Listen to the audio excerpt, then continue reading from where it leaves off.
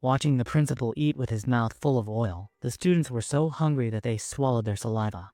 Just because he confiscated the good punishment from his parents, he was always punished by the old teacher. At this time, a piece of fat fell to the ground, and the boy hurriedly picked up the fat on the ground and devoured it. The female teacher on the side scolded her as a foodie and fired her for no reason. On the second day, Grandpa took a crutch and led the boy to the principal to intercede.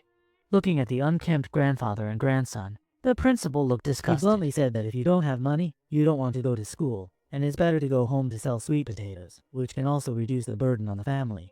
Before Grandpa could speak again, the principal walked away impatiently. Grandpa had no choice but to leave silently with his grandson, and the fate that follows is its real nightmare. The boy's name was Xiao Qiang, and after his father died, his mother threw him to his grandfather and ran away. Because of his five-legged disease, his grandfather had no choice but to saw off one of his legs, so he could only survive by making umbrellas. The young and sensible Xiao Qiang felt sorry for his grandfather, so he came to the lake to dig hard. But what he didn't know was that this place had been contracted by someone else. After a while, the contractor rushed over. Xiao Qiang was stupid and didn't know how to run. The contractor caught Xiao Qiang and beat Xiao Qiang with a beating. When he returned home in the evening, his grandfather looked at Xiao Qiang, who was covered in scars, and his heart was like a knife's foot, and he blamed Xiao Qiang for digging oysters. Xiao Qiang was very aggrieved, and he dug oysters in exchange for money to buy fish for his grandfather to eat, because he heard that if he ate lice, he would get better. After Grandpa found out, he told Xiao Qiang not to do stupid things in the future. Then he took out a talisman from his mouth pocket and hung it around Xiao Qiang's neck. In the eyes of Grandpa, grandchildren are more important than anything else, and they hope that the talisman can be enough to protect their grandchildren's safety and happiness. Although Xiao Qiang was a little dumbfounded, he was kind-hearted. There was a child in the school who lost both legs, and the other classmates were very indifferent when they saw him. But Xiao Qiang picked him up and sent him all the way to the school. But he was late because of this. Therefore, the old teacher punished him to clean the toilet. As a result, Xiao Qiang did not pay attention to the principal walking into the toilet when he received water. He poured water into the toilet, but he splashed the principal all over his body. As a result, Xiao Qiang was fined to clean the toilet for 1 semester. On this day, Xiao Qiang's mother suddenly came over and brought a lot of gifts. But when Grandpa saw him, he was very indifferent, because as soon as Xiao Qiang was born, he ruthlessly abandoned Xiao Qiang. Grandpa disliked him as a witch, and Xiao Qiang was very strange when he saw his mother for the first time. Mom's face was filled with guilt and didn't say too many words. She handed the gifts she brought to Xiao Qiang and took out some money and put it on the table. Dad, no matter what you say, I want to live.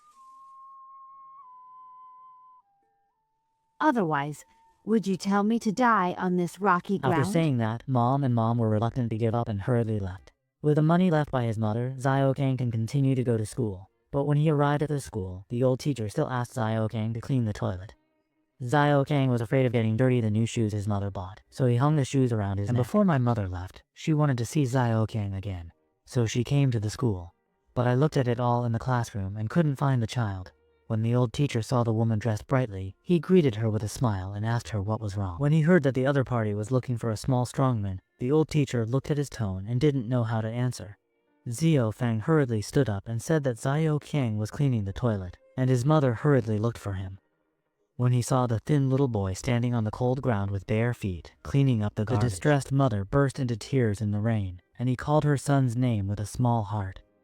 But Xiao Qiang didn't pay attention to him after seeing his mother, and continued to clean the toilet, because in his eyes, his mother was like a stranger. The mother came to the principal's office angrily and wanted to ask for an explanation for Xiao Qiang. But the principal kept talking non-stop, and asked his mother to give him some gifts. The mother was silent for a while, and then placed the gift on the principal's table. Then he paid a large amount of tuition fees to Xiao Qiang in advance. On the day of the result, Xiao Qiang received a certificate of merit for a small worker. This was also the first time Xiao Qiang had won the certificate, and he couldn't wait to show it to his grandfather. As a result, the award was snatched away by a group of children on the road. They laughed at Xiao Qiang for saying that he could win the award because his mother danced a warm-up dance for the principal. After saying that, he tore off the certificate and threw it on the ground. Xiao Qiang and Xiao Fat hurriedly picked up the certificates on the ground. After returning home, the two of them used the rivers and lakes to stick the certificate together. It rained heavily outside at night. Xiao Qiang was woken up by bursts of noise. He ran out to see that his grandfather was lying on the ground in pain. It turned out that his foggy foot disease had flared up. He hurriedly went to ask his neighbor Xiao Fang for help. The two children found a cart and braved the heavy rain to take their grandfather all the way to the hospital. Looking at his grandfather lying on the hospital bed, Xiao Qiang kept it a secret and burst into tears. The patient who had been intercepted next to him comforted Xiao Qiang, and when his grandfather detained his leg, it would not hurt anymore. But Grandpa lost his legs, and he couldn't walk anymore. Xiao Qiang decided to sell popsicles to make money so that his grandfather could drink wet wood fish soup, but he did not have the capital to buy the goods. The little fat helped Xiao Qiang think of a solution. He first took Xiao Qiang to steal a bucket of car oil, and then took him to the temple. He handed over a stick covered in car oil to Xiao Qiang and asked him to stick the incense money in the village of Merit.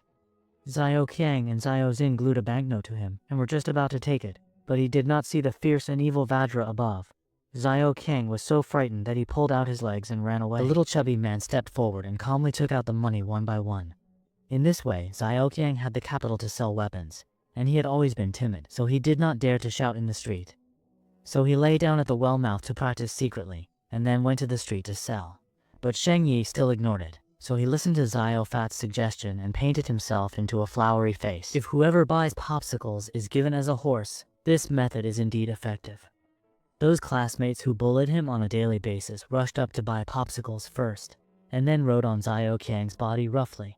This was the first time that Xiao Qiang was willingly bullied, because in this way he could buy wet wooden fish for his grandfather quickly. After selling the popsicles, Xiao Qiang took his hard-earned money to find fish rice. After carefully choosing, he chose the freshest one. However, the fish rice costs 4 yuan, but the little strong man only has 1 piece of fish in his hand. Yu Rice impatiently took 2 male and female fish and sent them away. Although it is not a waiting fish, it can barely replenish the body of Grandpa. When Xiao Qiang came to the hospital with a cooked fish soup, his grandfather's cautious leg had been severely torn off. He took the fish soup cooked by Xiao Qiang, and knew that his grandson would have suffered a lot. Grandpa felt sorry for Xiao Qiang and persuaded him not to buy lice fish again in the future. He just wanted Xiao Qiang to grow up healthy and happy. But Xiao Qiang's greatest wish is to let his grandfather drink lice fish soup.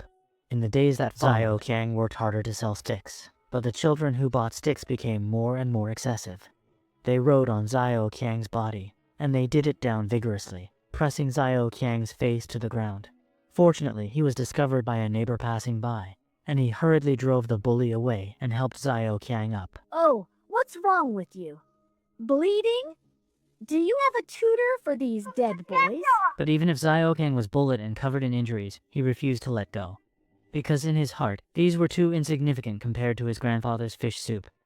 Xiao Qiang continued to walk the streets and alleys selling popsicles, and he had not saved enough money to fill his grandfather with stone wooden fish. On this day, a family married a daughter-in-law.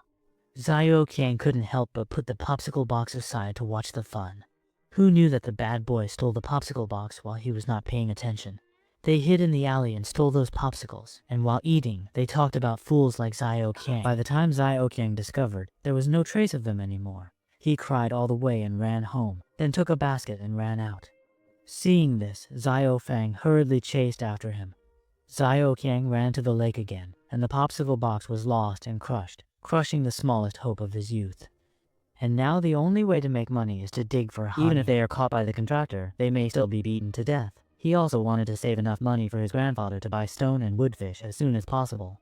The little fat who followed closely advised Xiao Qiang not to dig anymore, but Xiao Qiang was unmoved, and Xiao Qiang had no choice but to help dig it up. But before the two of them could dig something, the contractor found them, and he rushed over with a stick. The little chubby shoulder bumped his leg and ran, and after running far, he turned around to remind Xiao Qiang. Xiao Qiang responded by throwing down Dongxi and getting up and running.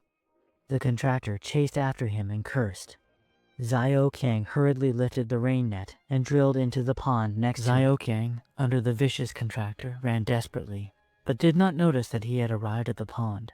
Seeing this, Xiao Pang hurriedly shouted that the water in front of him was very deep, but by the time Xiao Qiang reacted, it was too late. Instantly submerged by the seawater, Xiao Pang shouted desperately, but Xiao Qiang's group was gone. When Grandpa learned of his grandson's accident, he sat in front of the door trembling all night. The grandfather who lost his legs could only wait for the neighbors to help salvage his grandson. At Xiao Qiang's funeral, Grandpa had already dried up his tears. He struck his grandson's coffin hard with his cane. How are you born like this? Xiaoqiang is gone, leaving the lonely grandfather with no hope for life. Watching the coffin go farther and farther, my grandfather wanted to follow it. So he fell to the ground, and the neighbors couldn't help but shed their eyes when they looked at the heart-wrenching grandfather and grandson. At this time, the postman brought a letter from his mother to Xiaoqiang. Xiaofang waved the letter in the direction Xiaoqiang had left, but Xiaoqiang couldn't say anything more. In the letter, his mother said that when he had earned enough money, he would come back and build a large tiled house and install running water, and hope that the next time I see Xiaoqiang, I can gain a little weight. It's a pity that these small hopes have turned into extravagant hopes.